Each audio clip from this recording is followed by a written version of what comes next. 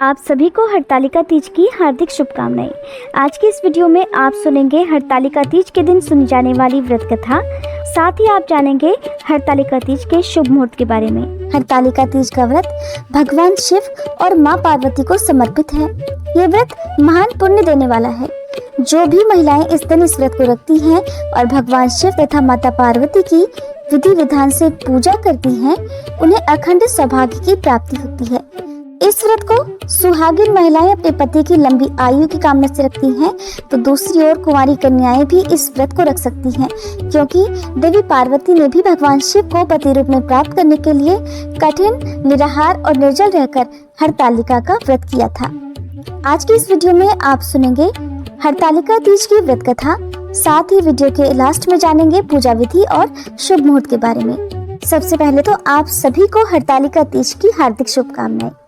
पौराणिक कथा के अनुसार एक बार भगवान भोलेनाथ ने माता पार्वती को उनके पूर्व जन्म के बारे में बताते हुए इस व्रत के महत्व को समझाया। माता पार्वती ने बहुत छोटी उम्र में ही भगवान भोलेनाथ को अपने पति के रूप में स्वीकार कर लिया था। उन्होंने बाल्यावस्था में ही 12 वर्षों तक हिमालय के किनारे बैठकर कठिन तप शुरू कर दिया। अपने इस तप के दौरान उन्होंने बिना कुछ खाए पिए अपना जीवन बिताया।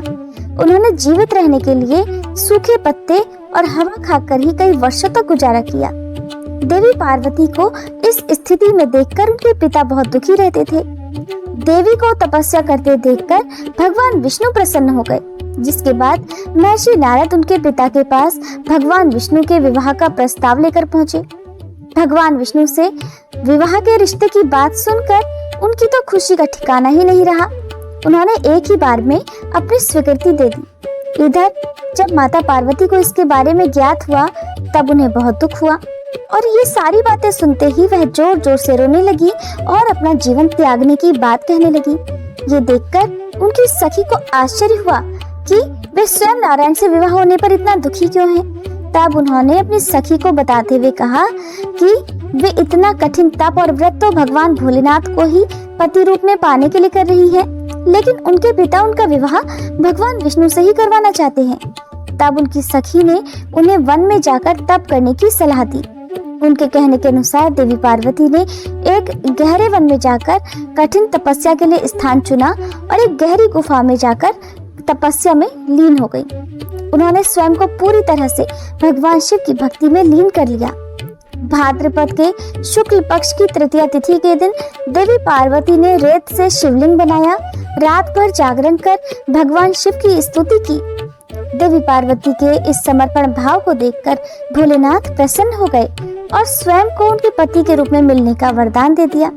मान्यता है कि जो भी महिला इस दिन पूरे विधि विधान और श्रद्धा पूर्वक व्रत करती है, उसके सुहाग की लंबी उम्र होती है। जो कुंवारी कन्या इस व्रत को विधि विधान से करती है, उसे इच्छा अनुसार वर की प्राप्ति होती है।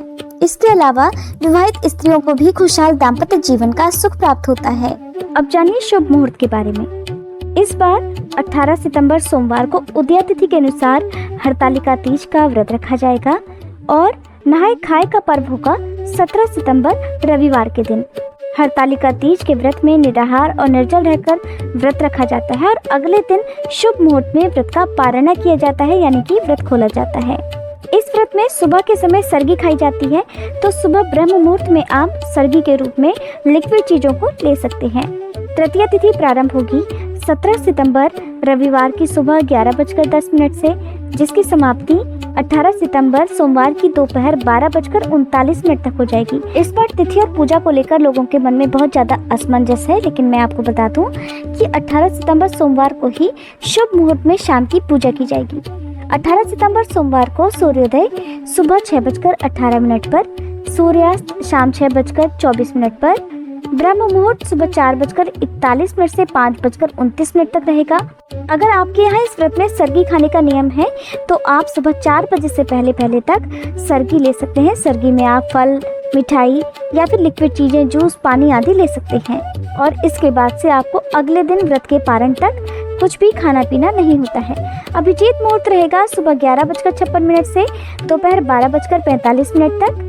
अमृत काल रहेगा सुबह 4:30 बजे से लेकर 6:06 तक। राहु काल का समय रहेगा सुबह 7:30 बजे से 9 बजे तक। सुबह में आप संकल्प लेकर व्रत का प्रारंभ करें, लेकिन शाम को प्रदोष काल में भगवान शिव और माता पार्वती की पूजा जरूर करें। प्रदोष काल में की गई पूजा बहुत जल्दी सफल होती है।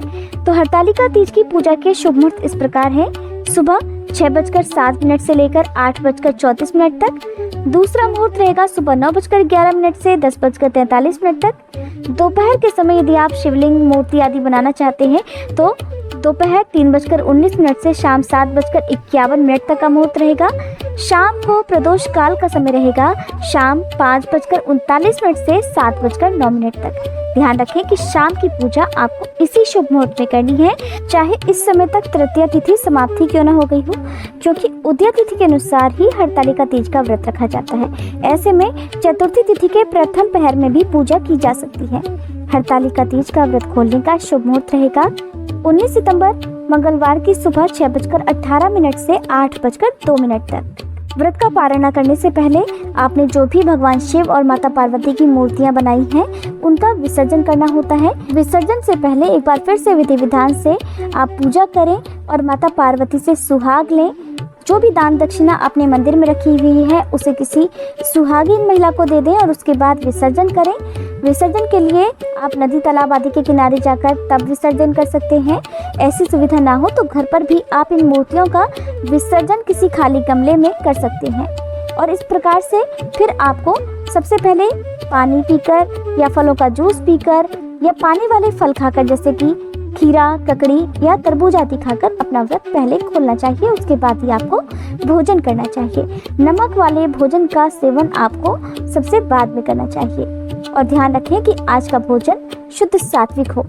हमेशा अपनी सामर्थ्य के अनुसार कुछ न कुछ दान देने से व्रत बहुत जल्दी फलित होता है और घर में सुख समृद्धि भी आती है। उम्मीद है आज की ये वीडियो आपको पसंद आई होगी। जानकारी अच्छी लगी हो तो प्लीज़ लाइक करना मत भूलिएगा।